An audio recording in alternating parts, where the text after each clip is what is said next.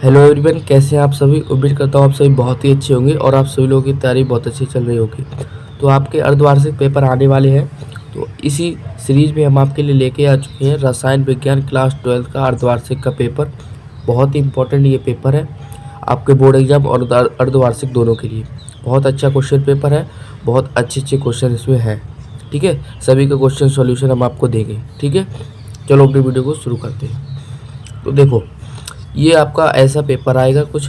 ठीक है, और आपका पूर्णांक आपको मालूम है 70 नंबर का होगा और आपको समय मिलेगा 3 घंटे का ही मिलेगा। 3 घंटे 15 मिनट का नहीं मिलेगा, आप मान के चलिए 3 घंटे का ही समय है आपके पास।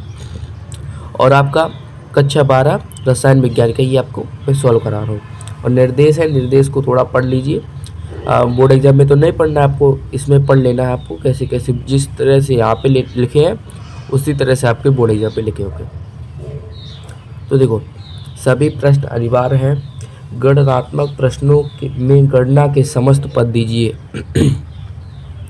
इसका कहने का मतलब ये है कि जैसे आपने निकाला, मान के चलिए आपने लिख दिया जैसे 25 + 5 बटे लिखा है 6, आपने डायरेक्ट लिख दिया 5 लिख दिया डायरेक्ट। तो ऐसे नहीं लिखना है आपको, आपको 25 + 5 को से जोड़ना है।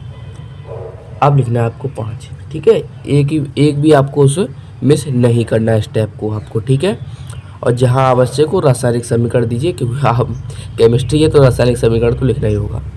तो क्वेश्चन पहला देखो, निम्नलिखित में से न्यूनतम हिमांक वाला विलयन। देखो, हिमांक में अवनमन है ना, हिमांक पूछा ना, हिमांक। तो हिमांक क्या होता है? Delta TF। ये हिमांक में अवनमन है। डेल्टा TF किसके होता है? इन्वर्सली डेल्टा TF होता है आपके आई के। कैसे? डेल्टा TF क्या होता है? KF स्मॉल w गुणा 1000 बटे m गुणे कैपिटल W। ये होता है KF डेल्टा TF का फॉर्मूला। और यहाँ पे आपका क्या होता है? आई भी होता है जब वो विद्युत अपघट्ट हो। तो ये किसके? आई के प्रोपोर्शनल होता है।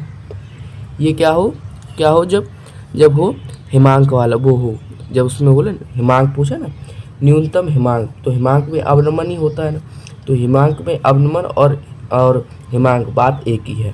ठीक है, तो किसका होगा? जिसमें आयन की आई, मतलब आई क्या होता है बताओ? आई आपका होता है वान-हाफ गुणांक। ठीक है, तो इसकी वैल्यू कैसे निकाली जाती है वान-हाफ गुणांक की? इसकी निकाली जाती है, देखो K2SO4 है ना, पोटेशियम सल्फेट K2SO4। तो देखो, ये सल्फेट पूरा 1 है और पोटेशियम यहाँ पे 2 है। तो 2 + 1 कितना हो जाएगा? 3। Sodium chloride NaCl 1 sodium 1 chlorine ion, दोनों कितना? 2 हो जाएंगे। ठीक है जी, तो 2 यहाँ पे हो गए। और ग्लूकोज टूटता नहीं, यूरिया टूटता नहीं। ग्लूकोज और यूरिया पहले से ही इकट्ठा है हमेशा। ग्लूकोज हुआ, यूरिया हुआ और आपका सुक्रोज हुआ, ये सारे पहले से ही कट होते हैं, इससे पहले से ही काट दिया करो। सोडियम क्लोराइड अभी हमने निकाल लिया, इसके 2 ये होगा नहीं, तो ये ऑप्शन सही हो जाएगा। हम आपको 3 ऑप्शन भी बता रहे हैं वो कैसे गलत है। ठीक है, निम्नलिखित तत्वों में से लेंथेनाइट कौन सा है? लेंथेनाइट देखो ये है, ऐसा होता ना, ये होता है ना ऐसे 15 तत्व होते हैं, 14-15, वो आपको याद कर लेना है। ट्रिक होती है उसकी। मुझे जुकाम हो गया भाई बहुत तेज। देखो, उसकी ट्रिक होती है, वो आपको याद कर लेनी है ट्रिक के साथ 15। ठीक है, अब देखो अगला, देखो पूछा है इसमें, देखो CuCN की आयन, इसमें पूछा है आपसे समन्वय संख्या। समन्वय संख्या मतलब जितने लिगेंड जुड़े हों, और जितने दंतिका हो। सॉरी। तो देखो यहाँ पे लिगेंड कितने? 4 लिगेंड जुड़े हैं, 4 लिगेंड जुड़े हैं। और CN कौन सा होता है बताओ? CN एक दंती होता है। 4 लिगेंड है, 4 गुणे 1 दंती का है, तो उसकी 4 समन्वय संख्या हो जाएगी। 3 तो होगी नहीं, 2 भी नहीं होगी। RX NaI से अभिक्रिया करता है, तो कौन सा? ये देखो वोल्टेज अभिक्रिया तो है नहीं, वोल्टेज अभिक्रिया में सोडियम होता है केवल। समझ रहे हो? वोल्टेज अभिक्रिया में केवल सोडियम होता है, तो ग्रिग्नार्ड अभिकर्मक तो होगा नहीं, ग्रिग्नार्ड अभिकर्मक है ही नहीं इसमें। वोल्टेज फिटिंग अभिक्रिया में क्या होता है? एल्किल हैलाइड होता है और एरिल हैलाइड होता है, ये भी नहीं होगा, ये भी नहीं होगा। बचा क्या? ये बचा, ये सही हो जाएगा। अब देखो, जल अपघटन पर बेंजामाइड क्या देता है? बेंजामाइड मतलब CuNH2 बेंजीन के ऊपर। तो क्या बेंजोइक अम्ल देता है। ठीक है, H यहाँ पे जड़ जाएगा, NH3 अमोनिया निकल जाएगा, OH तो बेंजोइक अम्ल बन जाएगा। ठीक है, अगला देखो, किस विटामिन की कमी से रतौंधी या आँख की नज़र कमज़ोर होती है, तो विटामिन ए। ठीक है, विटामिन सी से स्कर्वी होता है, विटामिन बी से बेरी बेरी होता है, विटामिन डी से क्या होता है बताओ, विटामिन डी से क्या होता है, विटामिन डी से बताओ क्या होता है, रिकेटस या शायद कुछ ऐसे कुछ होता है। ठीक है, यह बायोलॉजी का कॉन्सेप्ट है, थोड़ा देख लेना। ठीक है, विटामिन डी से क्या होता है, सभी विटामिनों को याद कर लेना, बहुत ही इंपॉर्टेंट है विटामिन। अब देखो 2 नंबर के प्रश्न आ जाते हैं। अर्धपारगम झिल्ली क्या होती है, वह झिल्ली जिसके विलाय के कड़ार पार हो जाते हैं, विलय के नहीं होते अर्धपारगम झिल्ली कंप्लीट।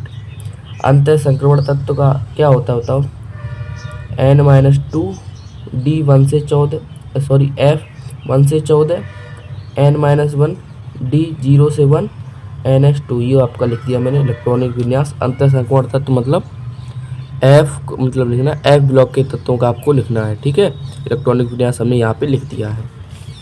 अब देखो अगला देखो क्या है क्वेश्चन, स्मिट अभिक्रिया। देखो मैंने आपको कल ही बताई थी ना, एक वीडियो आई है, देखो सभी अभिक्रिया, जितनी अभिक्रिया अगर आपको कवर करनी है तो मेरी वीडियो पढ़ चुकी है पहले से ही, आप जाके सभी अभिक्रिया को पहले से ही कवर कर सकते हैं। ठीक है, बहुत ही इंपॉर्टेंट छोटे छोटे क्वेश्चन मैं करा रहा हूँ आपको। अब देखो डाइसैकेराइड का नाम लिखिए, एक डाइसैकेराइड का नाम लिखना है और उसका अणुसूत्र, ये आपका जैव अणु से है। डाइसैकेराइड आप लिखती है जैसे सुक्रोज C12H22O11। ठीक है, ये लिख दीजिए, नाम इसका सुक्रोज और अणुसूत्र ये मैंने लिख दिया। कारण से लिखिए, ये कौन सी प्रथम कोटि की अभिक्रिया है बताओ, प्रथम कोटि की अभिक्रिया है ना, जी बिल्कुल प्रथम कोटि की अभिक्रिया है। अब यहाँ पे देखो, यहाँ पे गलत है, यहाँ पे नाइट्रोजन होगा, सोडियम नहीं होगा, N2+3H2। ठीक है, यहाँ पे नाइट्रोजन होगा, ये प्रथम कोटि की अभिक्रिया, इसकी वो लिख देना दर लिख देना, ऐसे लिख देना दर, N2 और 3H2 ऐसे करके दर लिख देना इसकी। ठीक है, 3H2 इसकी प्रथम कोटि अभिक्रिया है, एक की 0 कर देना और एक की 1 कर देना, तो लिख देना यह प्रथम कोटि की अभिक्रिया है, बस हो गया। फार्मेलिन क्या होता है बताओ, फार्मेलिन क्या होता है, फार्मेल्डिहाइड का जलीय विलयन फार्मेलिन होता है। अब देखो इसका लिखना Fe की ऑक्सीकरण संख्या, समन्वय संख्या 6 हो जाएगी, अभी मैंने आपको बताया कैसे होगी निकाल के। ऑक्सीकरण संख्या 4 + X + नेगेटिव का 6 = 0, X की हो जाएगी 2। ठीक है, इतना कैलकुलेशन आता होगा आपको यार। पोटेशियम की 4 1 होती है, 4 लगे हैं तो 4 हो जाएगी। Cn की माइनस की होती है तो यहाँ पे -6 हो जाएंगे, समझ गए। ठीक है, अगला देखो, निम्नलिखित अभिक्रिया को पूर्ण कीजिए। ये देखो इस यहाँ पे पूर्ण करना है, मैंने आपको ये रिएक्शन करा रखा है, बताओ ना करा रखा हो। घुमा के क्वेश्चन आ गया फिल इन द गैप वाले में, ये क्वेश्चन मैंने करा रखा है। एल्केन वाले वो बताई थी आपको कैसे प्राप्त करो, ये क्या होता है जब वाली। ठीक है, उसमें कराई थी। HNO2 से क्रिया होकर बताओ क्या बनाए, एल्कोहल बना देगा, एथिल एल्कोहल C2H5OH। अब एथिल एल्कोहल की क्रिया किससे कराएंगे, इथाइल एसीटेट बने, बताओ किससे कराया जाए, ये भी मैंने आपको बताया था। एस्टर बनाने की विधि बताई थी कि नहीं बताई थी, उसी में क्वेश्चन घुमा के उसी से आए हैं, एक क्वेश्चन बाहर नहीं आया जो मैंने आपको बताया। तो को किससे कराओ, CH3COH अम्ल से करा दो, एसिटिक अम्ल से बन जाएगा ना, जी बिल्कुल। ठीक है, अब आप लिख लेना सभी के नाम, ये हो जाएगा बी का नाम, ये हो जाएगा ए का नाम, बस डायरेक्ट मानक हाइड्रोजन इलेक्ट्रोड भी कर लोगे। विटामिन ए विटामिन सी का स्रोत विटामिन ए का लिख देना, जिसे कुछ भी लिख दो यार, दूध अंडा मांस मछली सभी का होता है, सभी का लिख दो ना। ठीक है, वो सभी का लिख दे सकते हो आप। विटामिन सी का आप लिख देना खट्टे पदार्थ, जैसे हो गया आपका ये टमाटर लिख देना आप, और क्या आंवला लिख देना ना, इस तरह से होते हैं ना। होने वाली कमी ए से रतौंधी, सी से स्कर्वी, हो गया बात खत्म दोनों। इसका देखो ये फॉर्मूला लगा देना, इसमें क्या कहता है कुल वासुदेव को फॉर्मूला क्या होता है P0XA + P0XB, इस फॉर्मूला लगा देना, बस खत्म। P0 आपको यहाँ से दिया है, एक P0 ये दिया है, एक P01 यहाँ पे 2 लिख लो ज़्यादा हो तो, ये P02 दिया है, यहाँ से XA निकाल लो, मोल दिए डायरेक्ट सॉल्व कर लो, आ जाएगा पूरा। स्टिरीकरण पर संक्षिप्त टिप्पणी लिखिए। स्टिरीकरण, ये देखो स्टिरीकरण बनाने की विधि थी ना। अब देखो आयरन क्रोमाइट एस से पोटेशियम डाइक्रोमाइट बनाने की विधि, ये भी मैंने आपको करा रखी है। चैनल पे जाके एक बार विजिट तो करो सारी वीडियो को, ठीक है। इतनी वीडियो भी नहीं पड़ी है, अभी नया चैनल है भाई। सभी वीडियो पढ़ी हैं, जितने क्वेश्चन कराए हैं सभी क्वेश्चन आए हैं आपके। प्रथम कोटि के लिए वेग स्थिरांक भी कराया है, ठीक है, और सेकंड इनवर्स इसका मात्रक होता है। ग्रीनहार्ड क्रमक की सहायता से प्राथमिक द्वितीय तृतीय के इक्वल उसी में करा दी थी मैंने आपको। जब कैसे प्राप्त करोगे एक बार देखो तो उसमें कैसे प्राप्त करोगे नहीं, सारा वीडियो क्लियर करा रहा हूँ सारा, ठीक है। इनका यूपीएससी नाम लिखना है आपको, बहुत सरल है यूपीएससी नाम, तो ज़्यादा टाइम हो जाएगा, वीडियो लंबी हो जाएगी, इसलिए हम नहीं बता रहे हैं, ठीक है। अगला देखो, अब आप देख लीजिए क्वेश्चन को, सॉल्व आप खुद से कर लीजिएगा। पूछा है विलयन का परासरण दाब क्या होता है बताओ, ठीक है। परासरण क्रिया को रोकने के लिए आवश्यक बाह्य दाब को परासरण दाब कहते हैं।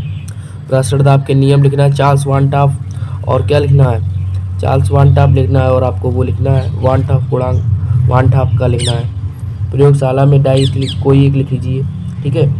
इथर क्रिया इससे करा दीजिएगा फिर।